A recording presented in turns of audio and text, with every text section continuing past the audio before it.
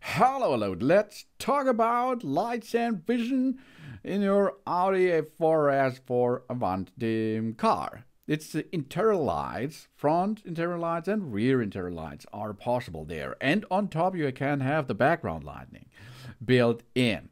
If you have a seat at the driver's side, for example, you will find the front interior lights panel on the rooftop area.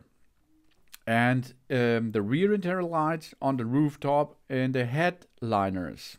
And of course, the background light means you have different versions of it. You can have this in the entire car, for example. For this, you use the multimedia interface and you can go to menu, then the button to car, then left button, vehicle settings, and then you can see the background lighting option. If you have this built in your car, of course. To make this without the background lighting, you have the front interior lights panel, the headliner. You have to look on the upper side, and you can, after this, of course, make a setup. If you like to make a setup of the complete interior light to switch that on, means if you are going to switch on the headlamp, for example, the lighting options or the automatic lighting option for maybe it's at the evening or something else, it's for automatically switched on the interior lighting too. So let's have a look at the headliner in the front side. You have there two bulbs and you have settings possibilities. You have the vehicle with a door. That means courtesy light on or off. The interior light are switched on off automatically when the function is activated.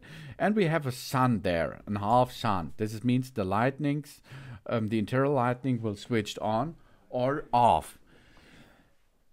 Briefly, we touch the surface, for example, on the bulbs to switch the appropriated reading light on or off. And to use the manual dimming function, we touch the surface, and when the light is switched off, and hold our fingers on the surface until the desired brightness level is reached. So you can make a setup of this.